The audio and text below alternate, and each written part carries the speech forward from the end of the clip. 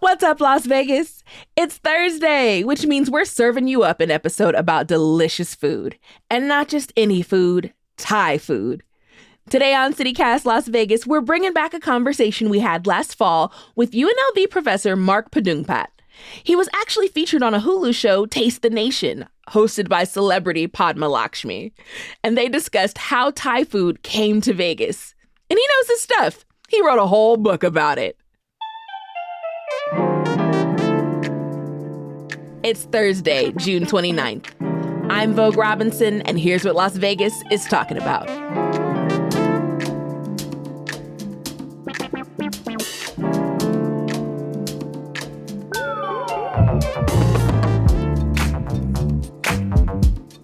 We're recording. We in the building. What's up, Vogue? What's up? Look, you about to be the host today. Look. Yes, I know, right? I'm like, how you doing, Vogue? I'm awesome. How are you, Mark Padoongpatt? I am great. I'm great. So the show Taste the Nation definitely was like a highlight of my pre-vaccination days.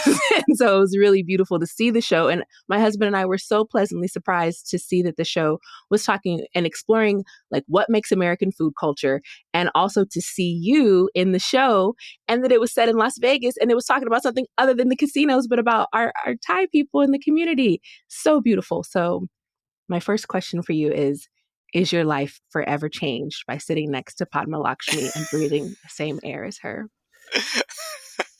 Yes, I will say that it was just a really awesome experience and a kind of a surprise one. Like, it wasn't until like a couple meetings in that they revealed that it was Padma Lakshmi's show. And so they reached out to me just because, I had written a book, Flavors of Empire, about Thai food in the United States. I think one thing that I learned from that experience is I was really glad to see that behind the scenes, the people who were putting together the show were of color or queer people. And I think that was really important, right? That like, it's not just Padma's face. Yeah. But the whole team behind her, from the assistant directors to the writers to the producers, were all kind of people of color, again, or queer people of color. So she's amazing in every way. Oh, it's so sweet. Thank you for sharing that.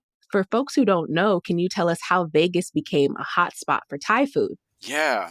So Vegas's Thai food scene really grows and emerges in the 1990s, right? Because the Thai food scene in general in the United States explodes around the 1970s and 80s. And the hotbed for that rise is Los Angeles, and specifically West Los Angeles, kind of Hollywood, Beverly Hills area, right? There's like over 50 Thai restaurants on that side of town alone in the 1970s.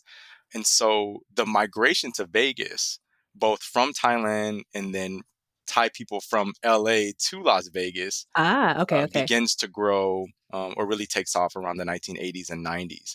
And that's an important part of the story of Thai food in Vegas, because the kind of Thai food that emerges here is very different. I mean, you have some restaurants, I think Kung Fu Thai and Chinese restaurant, they open in downtown, I believe at the Plaza Hotel. And they're serving what we would consider more central Thai cuisine. And this is the cuisine that we're all familiar with, or most familiar with. Like, if you look at the menu, it's curries, pan-fried noodles, fried rice.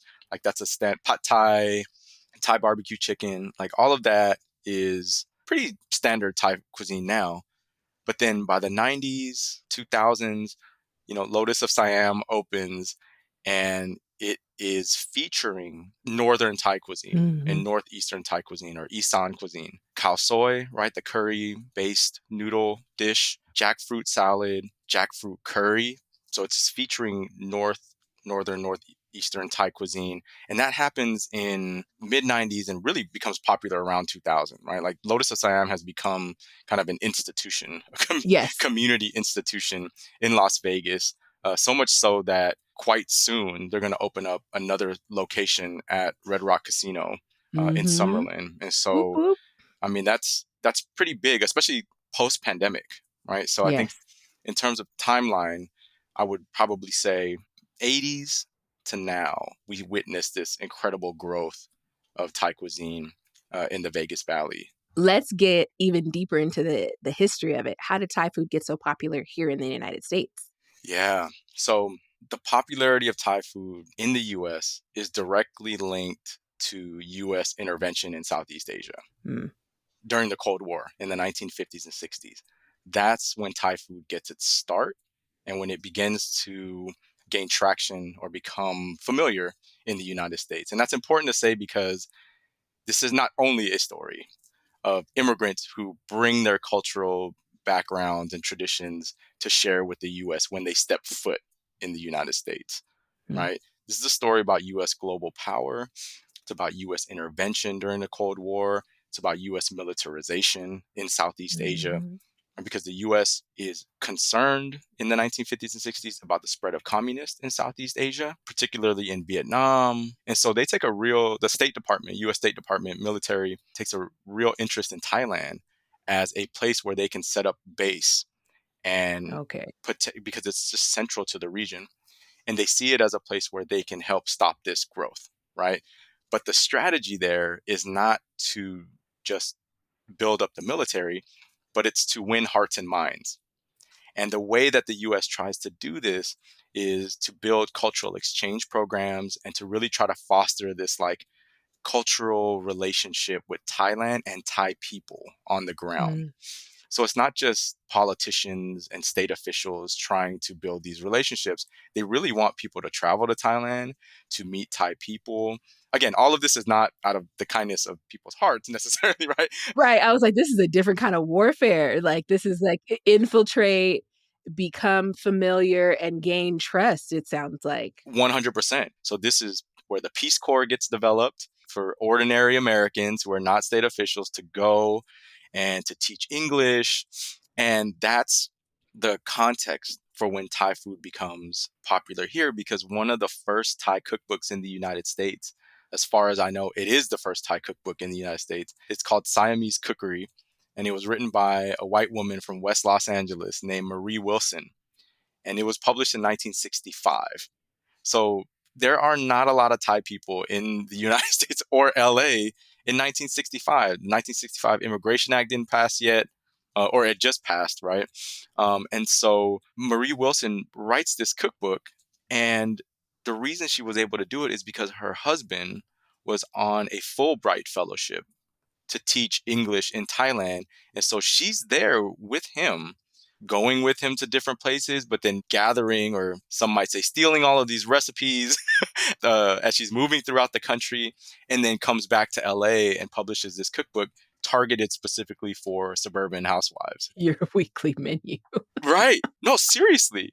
We can't tell that story of the rise of Thai food unless we think about the larger global context, right? Of how people even became familiar with that. And of course, it's not like that cookbook popularized Thai cuisine, but that's Right. the first moment in history where it makes its arrival to the US.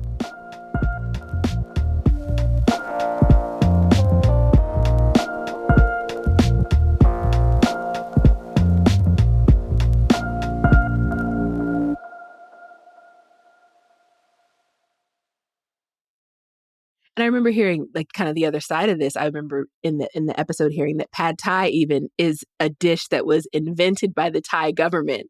Why? Yes. So there's a number of theories. The Thai government, Pibun Songkram, who was the prime minister at the time, 1930s, Thailand. A couple things are happening in Thailand. One is that Thailand is still known as Siam. Mm. And this is the same period where Thailand or Siam changes its name to Thailand. And they do that because they want to show the rest of the world that they are now a modern nation state, where Siam was like the old colonial name for Thailand that European Oh, powers gave them. Even though Thailand was never formally colonized, they effectively kind of colonized themselves to say, okay, we did your work for you. So please don't, you don't have to come do it. Right. This is the king and I. Right? This is that story, the king and I. And so Thailand wants to become a modern nation state. They want to show the world that they are actually civilized people, modern, forward thinking. And part of that means you have to build and create a national identity that brings the whole country together, because you have people in the countryside, you got people who are different class backgrounds, different ethnic backgrounds. And so Pad Thai becomes a tool for people in Songkram and the Thai government to say, here's a national dish that everybody can kind of see themselves as eating and consuming, and that makes you Thai. So it was a way to kind of unify a collective Thai cultural identity around a specific dish to help with this process of becoming modern. And then the other thing that's happening, and this is kind of my own read, is that there's part of that becoming Thai is also rooted in a lot of anti-Chinese sentiment.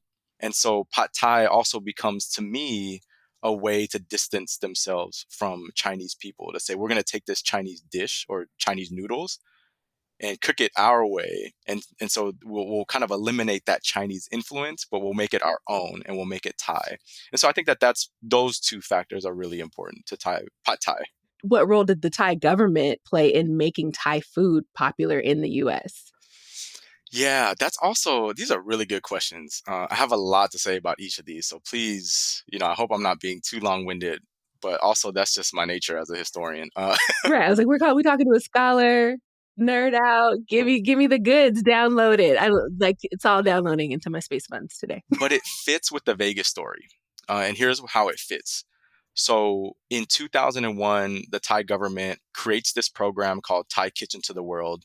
It's changed its name a whole bunch of times now, but the original name was Thai Kitchen to the World. Lord. The plan was to train and export Thai chefs and Thai cooks around the world to open Thai restaurants, promote Thai cuisine, and use Thai food as a kind of cultural, kind of exchange program.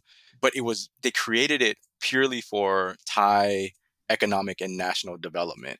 And that's why it became known or referred to as gastro diplomacy, because it was a way for Thailand, which again has an uneven relationship to the United States, right? And to Western powers and economies.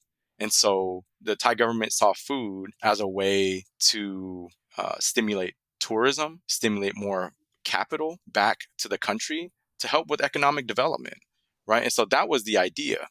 What I'm kind of annoyed by, among many things, but what I'm kind of annoyed by is that there's been a number of news articles, kind of, I think maybe Vice even had one, but there's been a couple of articles that raise this question of like, why are there so many Thai restaurants in the US? Thank the Thai government for this, right? And so they're using this Thai government program to explain why there are so many Thai restaurants in the US relative to the number of Thai people, because we're a relatively small immigrant community. And so the answer to that is like, oh, the Thai government's responsible for this.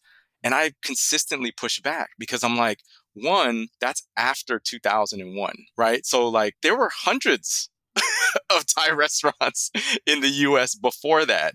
And the other thing is that I haven't found or have heard of any hard evidence that people actually open up restaurants with assistance from the Thai government. But it's linked to the Vegas story because there are Thai restaurants here in the 80s and 90s that had nothing to do with the Thai government. Even if they saw themselves as promoting Thai culture, Thai cuisine, it wasn't government driven. This was driven from pretty savvy people like Sai Pin, who opens up Lotus of Siam and experiments. Lots of trials and tribulations, right? Not really sure what to cook. Do I cook the food I like? No formal education. No formal education. Out here surviving, bringing her culture to the valley. Like, here's the thing I know I can do well. Exactly. And experimenting, right? The creativity and ingenuity to say, do I cook it this way? Will this work? Mm-hmm. Or should I stick to what I really love and maybe cook the food that I would eat, this northeastern Thai cuisine? When we make it about the Thai government, it kind of erases all of that agency and it erases all of the decisions and power that individual Thai people and Thai women in particular had to determine what they wanted to do with Thai food, their relationship to Thai food. And so I think it's really important that when we think about Thai food in Las Vegas, that in some ways it kind of challenges this idea that the Thai government is responsible for all of these Thai restaurants. It's just too easy of an answer, and it's not a really good one. There's some missing components. There's some missing components. I get it, though. I get it. Also, maybe you're still shopping there. Like, we only give you what you want, like, don't start with me. Yeah. And I understand, like, I think people want to go beyond just like, oh, immigrants come and they open up restaurants, and like they want to go beyond that story, and they want to tell like, the state and governments are involved in this. I think they are, but the most I would say is the Thai government saw how popular Thai restaurants had already become in the Mm-hmm. United States without their help. And then we're like, we need to get in on this. We need to get a piece of this because like, these are our expatriates or whoever. These are our, people, and they're really cooking Thai cuisine and people love it. And why are we not benefiting from this as a country, right? And I think that at most I would say that's what even started this whole gastro diplomacy thing. Mm. How are restaurants like Lotus of Siam changing the way Thai food is being valued by folks in the States? Yeah, it's a big question. If we take it as one case, one specific example, I mean, I certainly think that she has opened up room for other Thai restaurants to raise their price points. Because I don't want to say that she's elevated it. I think Thai food has always been elevated, Mm. right? And Saipan cooks at a very high level. But that's pretty typical of Thai restaurants. And I think her growing popularity, the attention she's gotten from food reviewers, and being, kind of the best Thai restaurant in the West, I think has opened up opportunities for other Thai restaurateurs to do that. And I'm thinking of places like Weera Thai, which Mhm. I also love, right? And I think they cook and focus on Northeastern Thai cuisine as well. And so I think that maybe even more specific, because she cooks a different kind of regional style, I think it offers some distinction. But again, it's always been at kind of a high level. But I think she's shown that it can be done And the people will pay for it. and Because that people will pay for it. that's the thing I was looking at, is that oftentimes people think, oh, certain foods from certain cultures don't deserve to be considered high end, Yeah. aren't allowed to be considered, like you said, like elevated, which is really coded language. Right, right. Okay, so we talk about food bringing people together, and we have all these cultural festivals in the United States, but I wonder, like, how do we grow from an appreciation of Thai food into an appreciation of Thai people and Thai culture in Vegas? Yeah. Do you have any thoughts on that? Yeah. You have to think about the hands that prepare those dishes, right? So yes, the dish, enjoy the dish, but never ever lose sight of the hands that make that dish. And what I mean by that is not just, oh, I want to give shout out to the chef. No, it's like labor issues, right? You really value this? How much do you value this? How much do you love this? Enough to pay people a living wage? Sounds like a good start, right? Mm, Um, one. are they undocumented people cooking this food for you? If you value it that much, maybe they are making a contribution to the United States that is worth citizenship, Hmm. right? Or some protection of citizenship. Not that that's necessarily the goal, but some other kind of protection and opportunity that's outside of just a legal recognition of whether or not they should be here. So that's what I mean, is like really think about the communities and the people behind the dishes. And so you go from, again, just appreciating this expression of a culture that in some ways can erase and ignore them, and to really think about the people who have made this even possible. That's an excellent way to end this episode. Mark Padoongpatt, thank you so much for being on CityCast Las Vegas. It's been like a super joy to talk to you. No, this was a joy and a pleasure for me. And I was really excited about this and excited to finally meet you and get a chance to chop it up a little bit.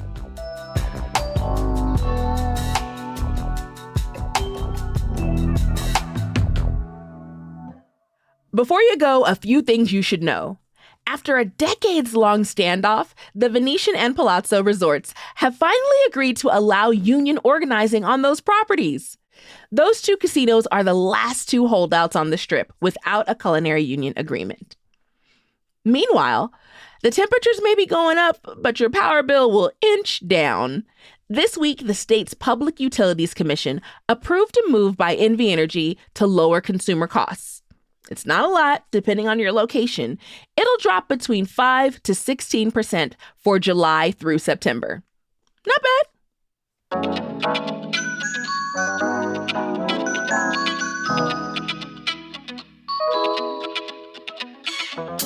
That's all for today here on CityCast Las Vegas. If you enjoyed the show, send this episode to 3 friends. That's it. Super easy.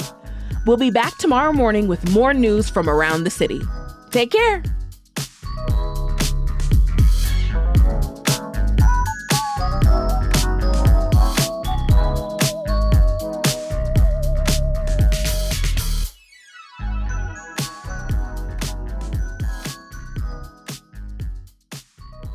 And so you have this robot that tastes Does dishes. it have a tongue I don't know. Like, it tastes salt and sugar and different components, and it beeps for sugar and it beeps for salt? I think there's it's not just enough some acid. guy. Put some more lime. I think it's just somebody in a box. That's my theory, is that they put it into this machine, but it's really just somebody in there like tasting the food. Somebody's uncle. Yeah, somebody's uncle is like, this is good. And then he puts it in the computer or whatever.